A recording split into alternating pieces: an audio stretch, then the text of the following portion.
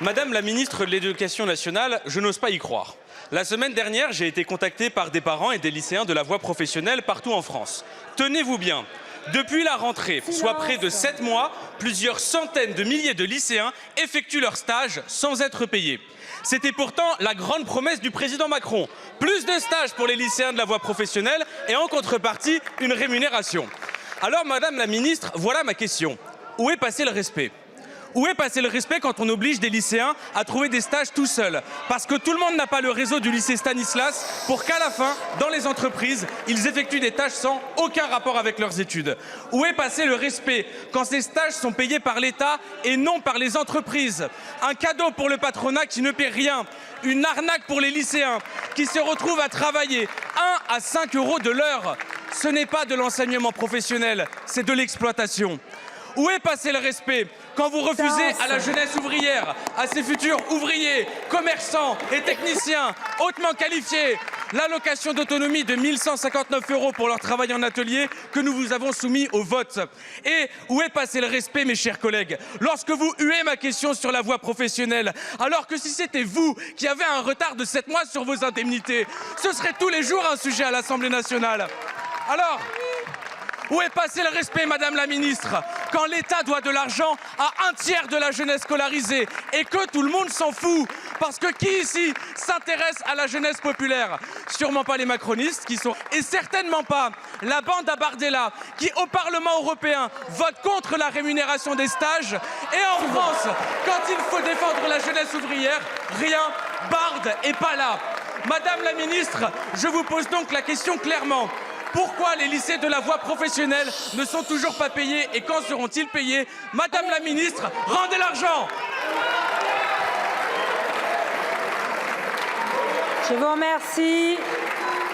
La parole est à Madame Prisca Thévenot, ministre en charge du renouveau démocratique et porte-parole du gouvernement. Un peu de silence, s'il vous plaît, on se calme.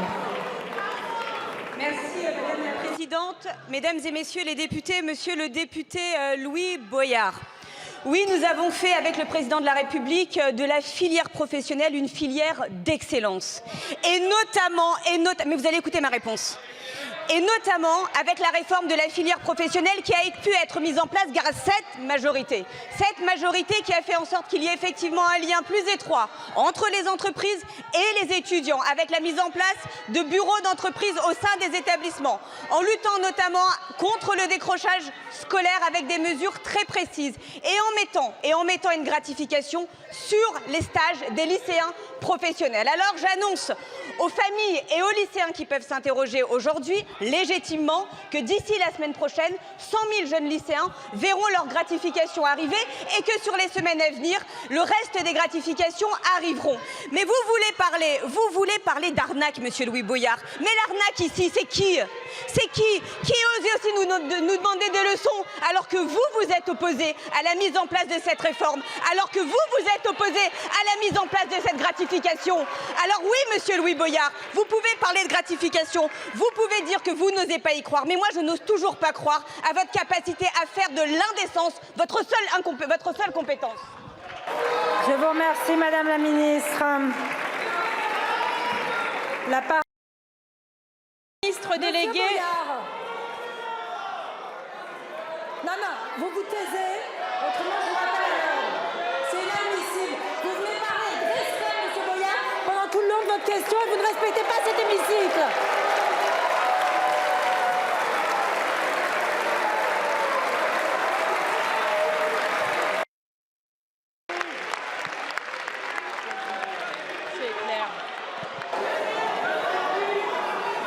La parole est à Monsieur Benjamin Saint-Huil pour le groupe Lyot. Merci Madame la Présidente, Mesdames, Messieurs, chers collègues. Ma question s'adresse au ministre de l'Économie et des Finances. Monsieur le ministre, dans la situation que connaît le pays actuellement, vous aimez à rappeler la stratégie et la cohérence du gouvernement depuis 7 ans. Vous avez baissé de près de 60 milliards les impôts dans le pays. Vous vous êtes privé de 60 milliards de recettes avant même de vous attaquer aux dépenses. À l'époque, ça n'était pas la question des déficits votre priorité. À l'exception de la taxe d'habitation, les principales mesures ont concerné les plus fortunés de ce pays. Je pense à la suppression de l'ISF ou encore à la fiscalité des dividendes.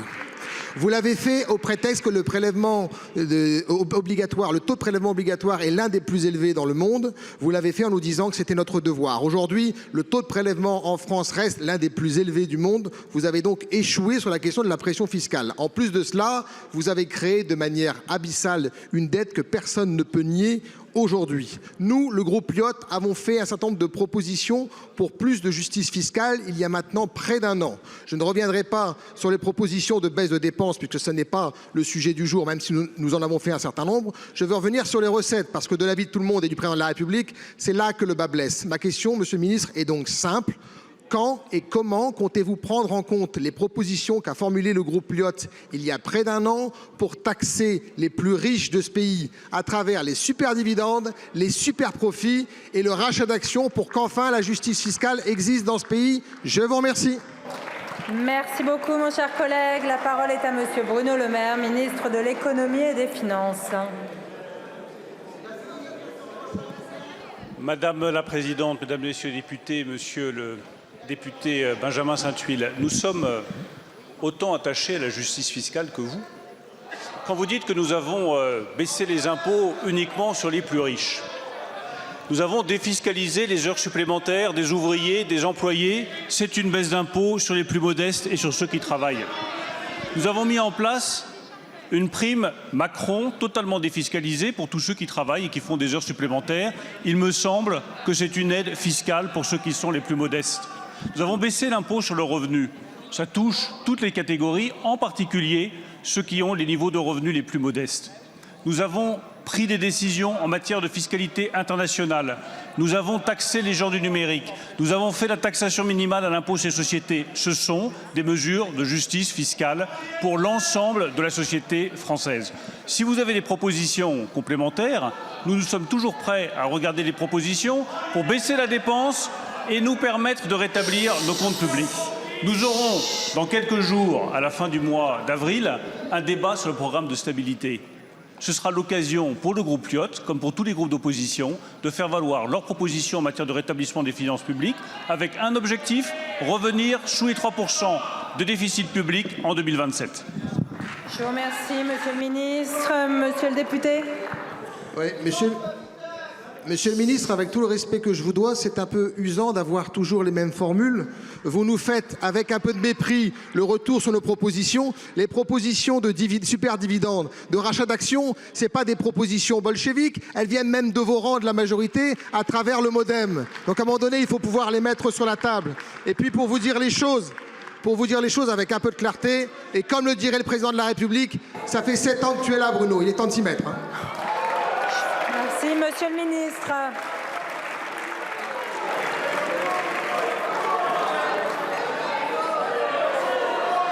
Allez, un peu de silence. Un peu de silence, monsieur le ministre, vous avez la parole. Je vous redis, monsieur le député, que depuis 7 ans, nous suivons une ligne de politique économique qui donne les résultats que vous connaissez. Je vous redis, et nous ne comptons en dévier ni avec le Premier ministre, ni avec le Président de la République, parce que quand on est capable de s'approcher enfin du plein emploi, de réindustrialiser le pays, d'ouvrir de nouvelles filières industrielles, de devenir la nation la plus attractive pour les investissements étrangers en Europe, on ne change pas de cap de politique économique. Vous nous parlez des rachats d'actions. Regardons votre proposition sur les rachats d'actions qui ont fortement augmenté au cours des années passées et qui effectivement méritent attention. Merci beaucoup, monsieur le ministre. Madame la ministre du Travail, le 17 avril dernier, le président Macron annonçait un nouveau pacte de la vie au travail et chargeait les partenaires sociaux de négocier un accord sur des sujets qui se trouvaient au cœur du mouvement social massif qui s'exprimait alors contre la réforme des retraites. Mais une fois le mouvement social passé, le gouvernement n'a affiché aucune ambition, n'a fait aucune annonce susceptible de faire bouger le patronat. Faute de quoi les négociations patinent et les organisations patronales jouent la montre pour éviter toute mesure réellement protectrice pour les salariés âgés, contre les effets de la pénibilité ou pour favoriser des reconversions choisies, comme vous vous y étiez pourtant engagé en forme de compensation à l'inique réforme des retraites. En réalité, vous ne voulez pas d'accord, car pour vous, cela ferait coup double. Poursuite du soutien au dumping social du patronat pour assurer ses dividendes et possibilité de passer par décret votre nouvelle réforme de l'assurance chômage. Car vous n'avez pas de majorité ici pour baisser à nouveau les droits des salariés contre le risque chômage. Vos arguments d'incitation au retour à l'emploi ont fait long feu, plus personne n'y croit. Aujourd'hui, aucun économiste ne valide votre fumeuse théorie, qui contredit d'ailleurs celle de l'année dernière, et les comptes de l'Unédic sont au vert. Mais qui sont-ils, ces salariés, dont il faudrait à nouveau réduire les droits? Ce sont les 100 000 licenciés pour inaptitude par an, cassés par des conditions de travail toujours plus dures, qu'aucun corps ne peut supporter pendant des dizaines d'années. Ce sont des seniors devenus trop chers, remerciés à la première occasion pour comprimer les coûts. Ce sont elles et eux qui auraient cruellement besoin d'un accord interprofessionnel ambitieux, pas d'une réduction de leurs droits. Ils ne la méritent pas. Alors ma question est simple, allez-vous essayer de remettre en cause l'un des fondements de notre protection sociale, l'assurance chômage, par un simple décret? Je vous remercie. La parole est à Madame Catherine Vautrin, ministre du Travail, de la Santé et des Solidarités. Merci Madame la Présidente, Mesdames et Messieurs les députés, Madame la députée Sophie Tellier-Pollan.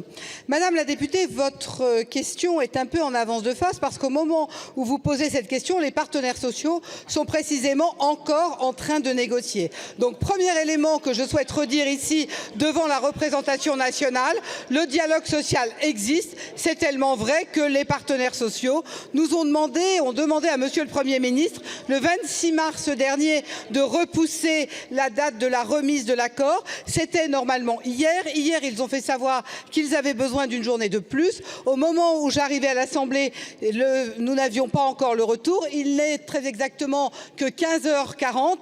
Donc, le sujet est encore ouvert et nous attendons ces éléments. Vous savez parfaitement que dans ce que discutent les partenaires sociaux, il y a plusieurs éléments. Le premier est effectivement sur l'emploi des seniors.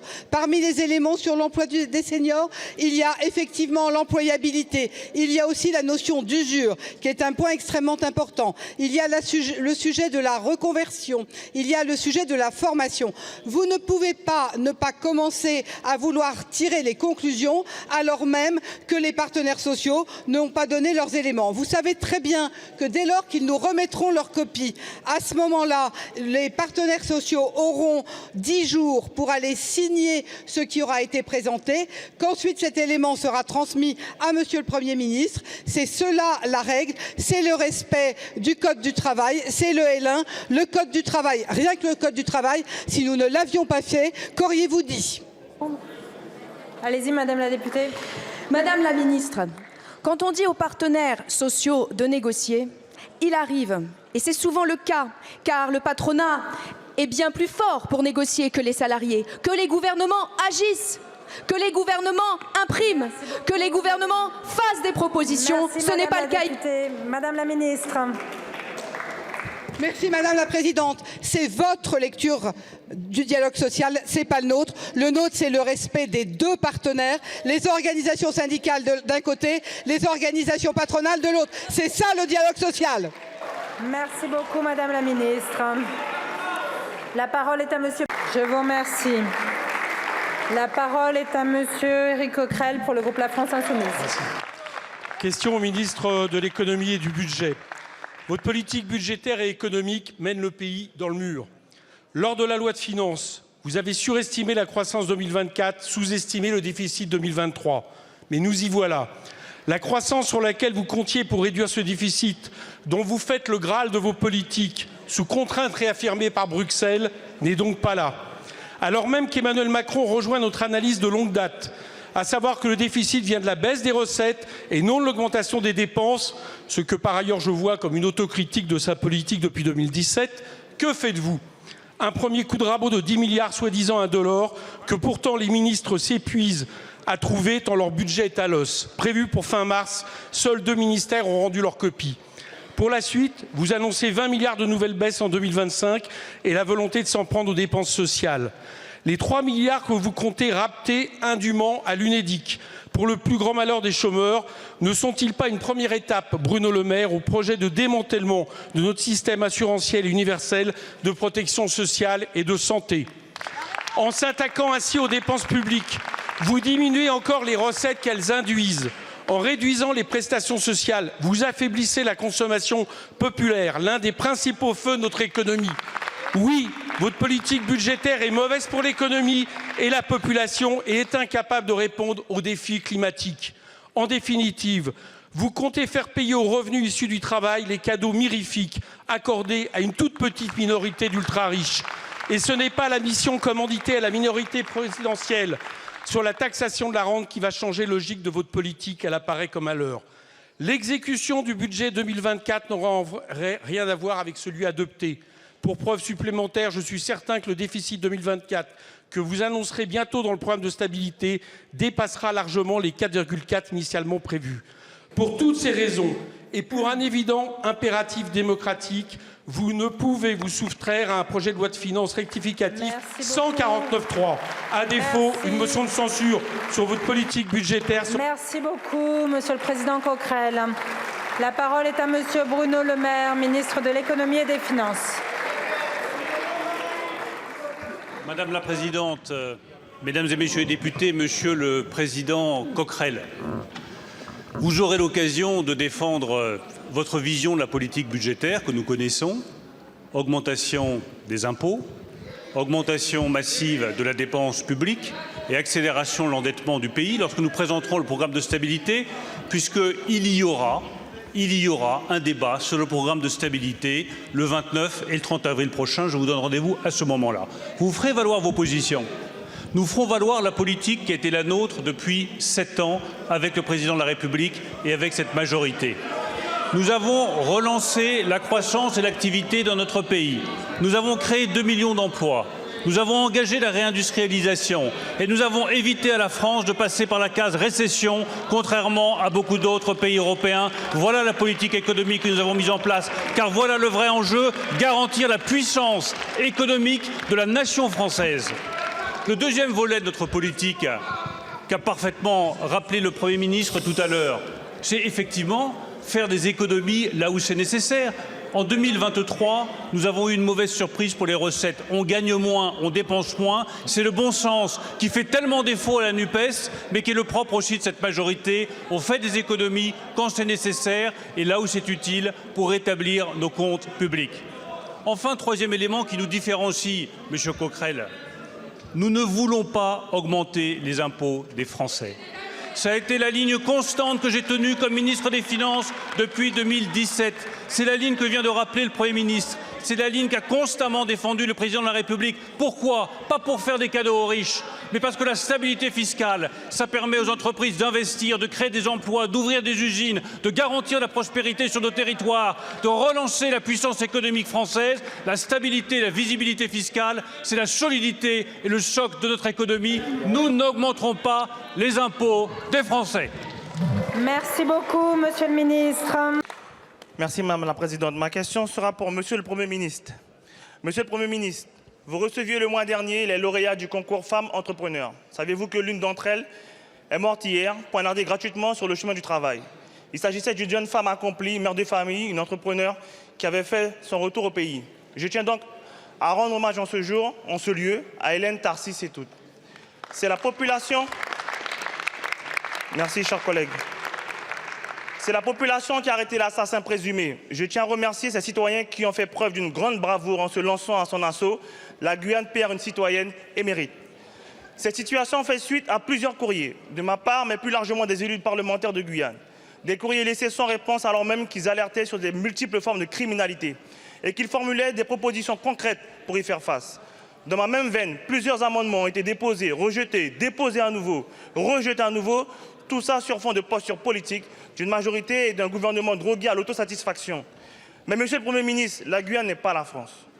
Au risque de me répéter, nous sommes face à un État qui reste sourd malgré nos propositions, malgré les réalités propres, malgré nos amendements de bon sens déposés à répétition. Il n'y a pas plus sourd que celui qui ne veut rien entendre. Et celui qui se cloisonne dans ses postures politiciennes finit par avoir du sang sur les mains, Monsieur le Premier ministre. L'État n'est pas au niveau. Garantir la sécurité de nos populations, c'est votre responsabilité. Mais les solutions ne peuvent pas être calquées du pareil au même entre Marseille, Mayotte ou la Guyane. Vous annonciez hier, dans la précipitation, l'opération Place Net XXL en Guyane. Mais Monsieur le Premier ministre, le plus c'est gros, plus ça passe, ça ne marche pas à tous les coups. Lancer cette opération d'envergure ne changera rien aux causes profondes. Les effets de manche et les coups de com', ça plaît peut-être à vos abonnés, pas à moi, pas à nous. Quand allez-vous écouter les élus qui ont, eux, l'aval populaire avant de définir une stratégie territoriale? Et surtout, quand allez-vous mettre les moyens nécessaires pour s'attaquer aux causes de cette insécurité? Je vous remercie. Je vous remercie. La parole est à Madame Marie Guévenoux, ministre en charge des Outre-mer.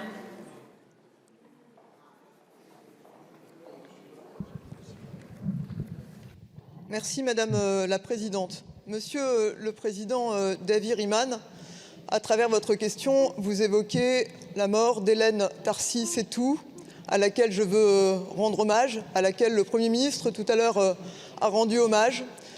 Une pharmacienne de 34 ans, mère d'enfants, mère de famille, qui est une femme de cœur, secouriste, pompier volontaire, une femme d'action aussi, pharmacienne, entrepreneuse, primée par le gouvernement, comme le Premier ministre l'a rappelé tout à l'heure. Vous nous interrogez aussi, Monsieur le Président, sur les moyens engagés sur la sécurité pour défendre la protection des concitoyens français qui résident en Guyane. D'abord, il n'y a pas de coup de com' du gouvernement. Depuis le début de l'année, nous avons mis en place des opérations Place Nette sur tout le territoire, y compris en Guyane. Vous le savez, Monsieur le Président, dans le cadre des dernières opérations Place Nette de Guyane, 10 000 personnes ont été contrôlées, 86 interpellées, 16 tonnes de marchandises prohibées ont été saisies et 3 millions d'euros d'avoirs criminels ont également été saisis. Alors oui, Monsieur le Président, hier, la maire de Saint-Laurent-du-Maroni, Sophie Charles, que j'ai eue au téléphone, nous a demandé qu'une opération Place Nette XXL ait lieu à Saint-Laurent-du-Maroni. Et oui, Monsieur le Président, nous ferons en sorte que cette opération Place Nette ait lieu à Saint-Laurent-du-Maroni parce que, au fond, c'est la moindre des choses, Monsieur le Président, de le faire. Ensuite, nous avons fait en sorte d'avoir la mise en place de contrôles à 100%. Nous avons annoncé la création de 4 brigades, dont une à Saint-Laurent-du-Maroni, qui viendra compléter le dispositif de vidéoprotection.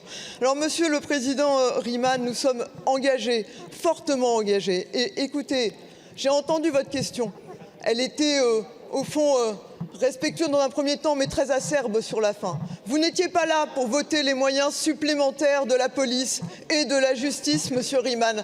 Vous n'étiez pas là pour voter avec nous, pour faire en sorte qu'il y ait 17 500 effectifs qui soient votés. Madame la Ministre.